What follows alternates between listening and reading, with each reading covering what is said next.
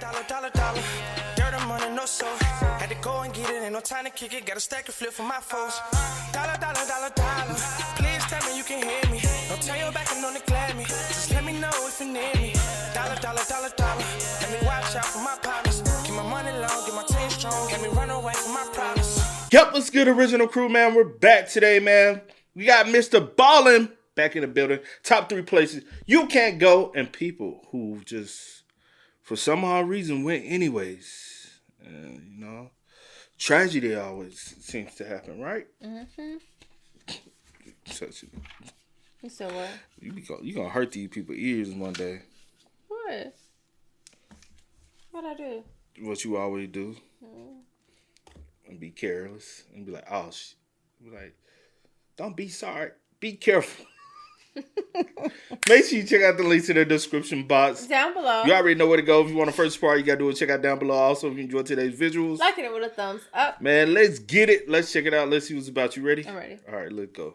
Tend to believe that everywhere in the world is accessible if I just had the time, the money, or maybe both. But today, I'm going to shatter that illusion and share with you a top 3 list of places you can't go, no matter how much time or money you may have. And for each of these locations, I'll share with you an instance of people going there anyways and what happened to them. Spoiler, it didn't end well. But before we get into today's top 3 list, if you're a fan of the strange, dark, and mysterious delivered in story format, then you've come to the right place, because that's all I do, and I upload 3, 4, even 5 times every week. If that's of interest to you, please throw the like button into the devil's kettle in Minnesota, and then subscribe to my channel and turn on all notifications so you don't miss any of my weekly uploads. All right, let's get into today's stories.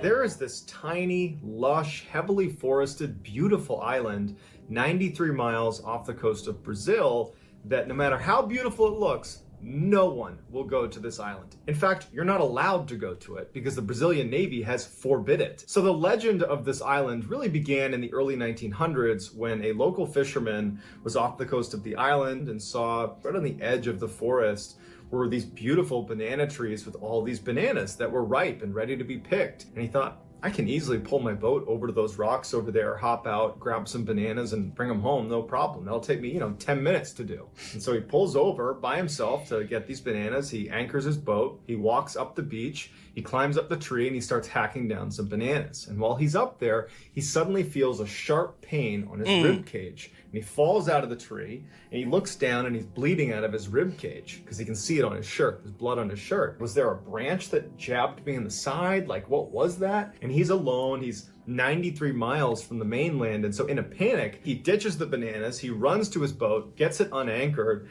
and starts making his way back to the mainland. But on the trek back, he passes out in the boat. Later that day, another group of fishermen see this boat kind of drifting around near some rocks, and it looks like something's wrong, so they make their way over to it, and there's this fisherman who went to get the bananas, but he's lying on his back. He's clearly dead, and he's in a pool of his own blood. 20 years after this incident, there was a lighthouse keeper that was assigned to work on this island, and he brought his family with him. They were staying in the main house of the lighthouse, and it was going fine for the first couple of days they were there. But at some point, captains of vessels that would drive past this island and relied on that lighthouse noticed that the light wasn't on. And so they reported it to the mainland, and a search party was sent out to check on the lighthouse keeper and his family to make sure that they had all their supplies and that they were okay. When they get to the lighthouse, they find the entire family is dead in their bed. And the only clue they had were these puncture marks all over the bodies of these deceased lighthouse keepers and an open window.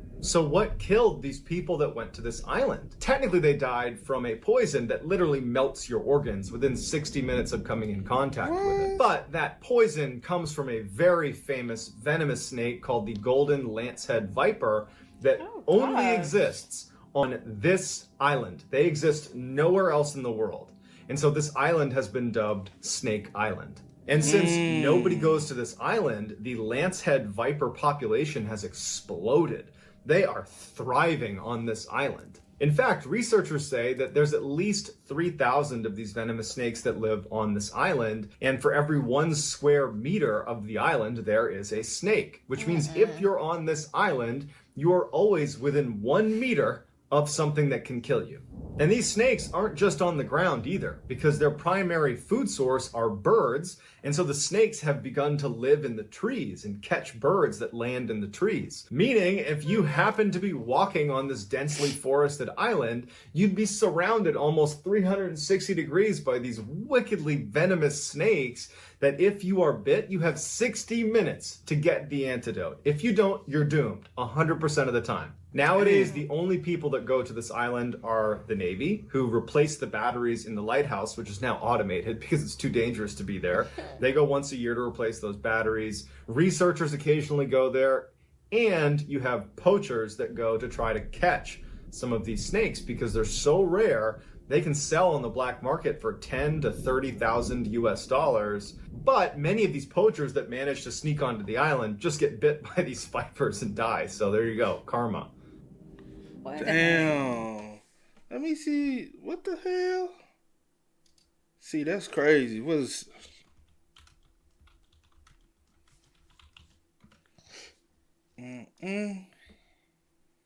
Oh, yeah. They look... I don't lie, they look appealing, though. You said they do? Yeah, the snakes. Not like... See, like... Like, I hate to see them, like, all on top of each other, bunched all up, and... They don't look like bad looking snakes, though. That one ugly. Man, you hating on a damn snake, man. How you hate on a snake?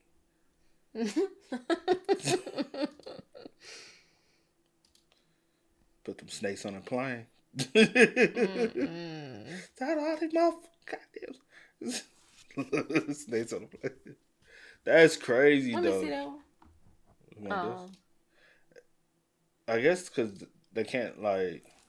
Yeah, so he said, look a ooh. little... Ooh. No. If they want venomous, I'll be like, you know what I'm saying? Give me 10,000, I'll go. Baby, I ain't trying to lose my life, though. Nah, that's crazy, bro. All right, let's keep going. I just had to check out the snakes for my damn self. There they go right there, see? Right there. And it is like a little-ass island, though. Yeah. It ain't big at all. I wonder what other snakes are there. Right. Like, that's insane. In early 1945, during World War II, the British decided they wanted to take back Ramree Island from the Japanese. Ramree Island is a fairly large, totally flat island off the coast of Burma that was a great staging location to fly air campaigns onto the mainland. So it was a great air base. And the British had actually owned this island, but the Japanese had taken it back from them in 1942. And so here they are in 1945 looking to take it back. So on January 21st, 1945, British and Indian infantry stormed the beaches of Ramree to try to take it back. As soon as they land, they have all this naval artillery support just bombing the crap out of this airbase, and it was just a matter of time before they overwhelmed the remaining Japanese. But the Japanese do not want to surrender, and instead they give up the airbase that they were on, so the British take that back, and the remaining 1,000 Japanese soldiers started retreating to the opposite end of the island, to where there was a much larger battalion of Japanese soldiers that they could meet up with. But the only issue with this particular retreat was they would have to go through 10 miles of mangrove swamp where there's poisonous spiders and insects and deep mud, making it almost impossible to move. But they're determined and they head off into the swamp. But what the Japanese were not ready for is what Ramree Island is famous for. A creature that makes poisonous snakes and spiders and insects look like child's play. And they were walking directly into its den. The British troops decided we're not going to go chasing them into the swamp. And instead what they did is they set up boats, blocking positions outside of the swamp. If any of the Japanese tried to escape, they would be there waiting.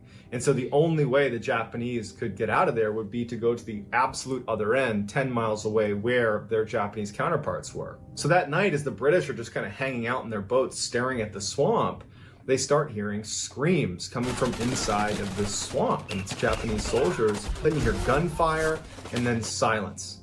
And then it would start all over again, all over this huge swamp. Was just screams, gunfire, silence. Screams, gunfire, silence. And the British are watching this like, do we have troops in there? What's going on in there? What was going on in there is defined by the Guinness Book of World Records as the largest massacre of humans caused by animals. And not just any animal, saltwater crocodiles. These massive man-eating crocodiles can weigh up to 1,000 kilograms or 2,200 pounds. They can grow to be 7 meters in length or about 23 feet in length. And National Geographic has labeled these crocodiles as the most likely to eat a human of all animals.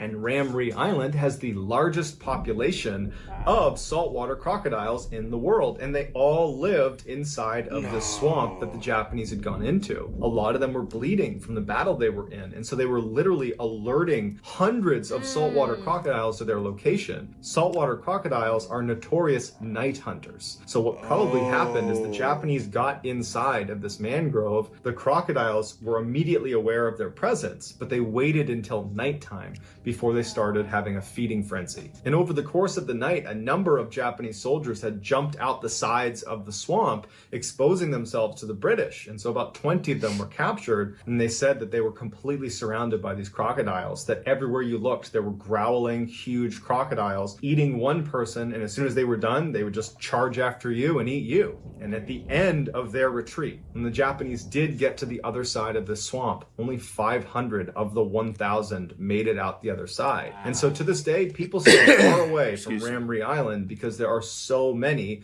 of these man-eating saltwater crocodiles that have no issue ripping you to shreds. Let me see. I wonder, like physically in person, how big is that? This can't be real. Yeah. No, that can't be real, bro. That's AI. I'm calling everything AI like that. They big though. Yeah, bruh. I mean, what you trying to see? Nothing. That No. AI. No, I wasn't trying to see I'm that. calling everything AI nowadays. Bro, these crocodiles are huge, humongous crocs, though. He told you about how much they weigh. But and I'm how, just like, saying, like, would you want to see one in person? See, like, hell no. I'm not curious. You the one talking about you want to see one. Go I'll see pay you one. $10,000 to go see one. Baby, get somebody else to do it. It ain't enough. You wouldn't? No. Bro, look. I just hate to see, like... They probably do be huddled up like that. Damn, Sinners. just imagine, yo. See, like, literally, just imagine. You ain't nowhere you can go. That motherfucker's big. Good thing I won't be out there, child. 'Cause,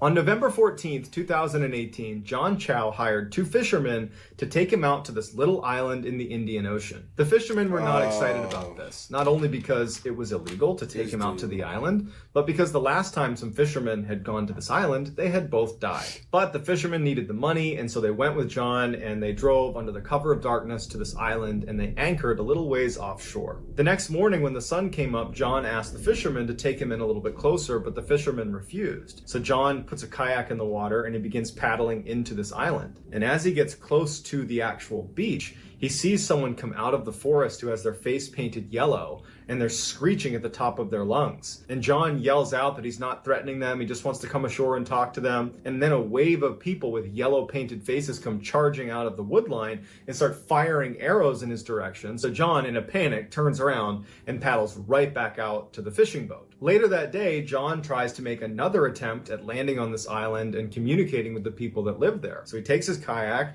and he goes down a little bit farther away away from where those people had emerged from the tree line earlier in the day and shot him with arrows. He figured he was a little bit farther out of arrow range this way. He lands his kayak, he gets out, and the same group of people come out farther down the beach where they had been before. They see John. They all start looking at each other and they start screeching and running down the beach towards John. John stands there until they come all the way up to him. They don't shoot him with arrows, but they take his kayak and they don't really know what to make of him. They're staring at him. They start speaking to each other in a language John doesn't understand. And then at some point, a child pulls his bow and arrow out and fires a bow directly at John.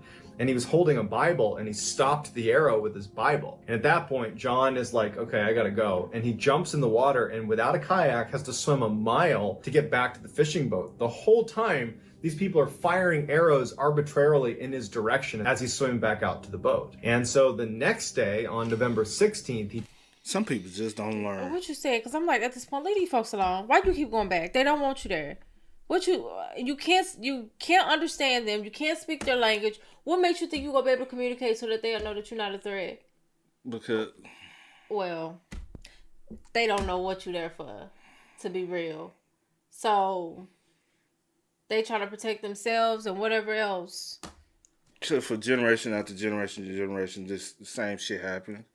They didn't, I guess some people feel like they didn't conquer other, Like, leave these like, folks alone. other, like, I guess islands and those cultures, and they like, oh, we was able to communicate. Therefore, I remember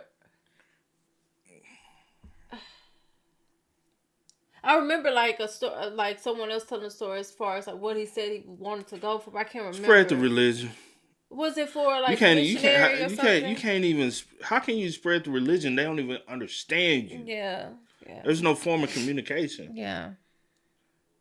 told the fishermen he wanted them to drop him off and he would swim in and he wanted them to leave and be completely out of sight. The fishermen did not want to do this, but John reassured them that he was going to be just fine. He knew what he was doing. And so the fishermen drop him off and they leave. The next day when the fishermen come back to collect John, they see these people with painted yellow faces out on the beach dragging his body by a rope. No one knows exactly what happened to John, how they killed him. There's lots of speculation about how it went down, but it's too dangerous for anyone to go back and retrieve his body, and so his body remains at North Sentinel Island. The few hundred people that live on North Sentinel Island that were responsible for killing John Chow, they're referred to as the Sentinelese, and they are unbelievably primitive. They are completely cut off from the modern world. They live a hunter-gatherer lifestyle. They have no conception of agriculture. They haven't even discovered fire yet. They literally have to wait for lightning to strike and then run and collect the embers and try to keep the embers alive. Researchers believe that the Sentinelese are direct descendants from the earliest human ancestors that came out of Africa.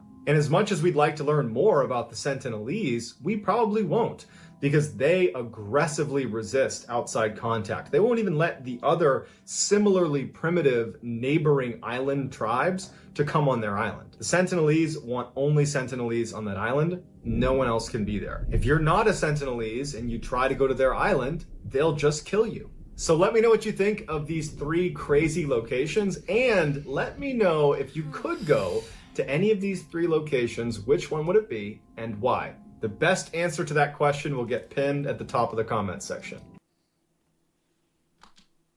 If you had to, Cee, if you had to choose one, you got the snakes, you got the crocs, and you got the... And then I wonder, do they even, like, do they eat the North Sentinel? Do they consume... Are they cannibals? Good question. All right, let me see.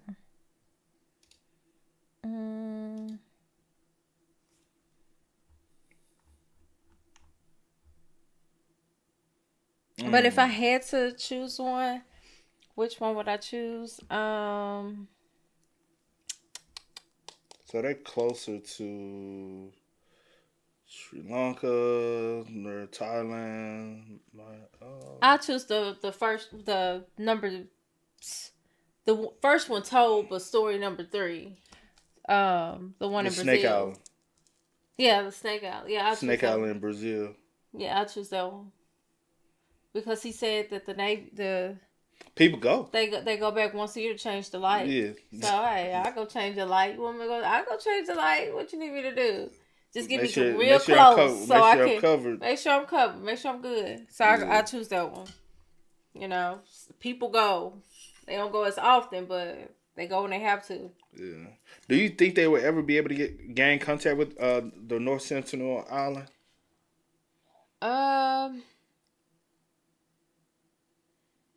Probably not, because I mean I don't know if anyone has tried again since this story, because this was 2018.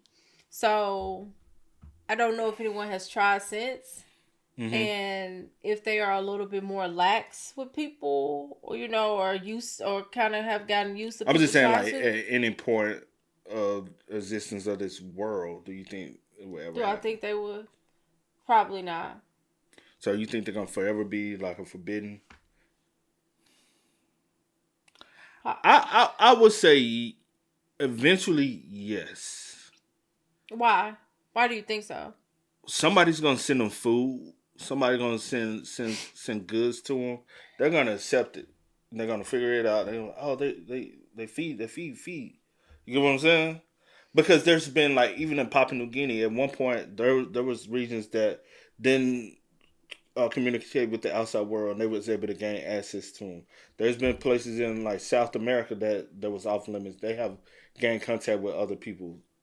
So there are locations in this world where there have been contact, and they've been able to gain, like, over time. Like, even that one video we did with Tyler. Mm-hmm.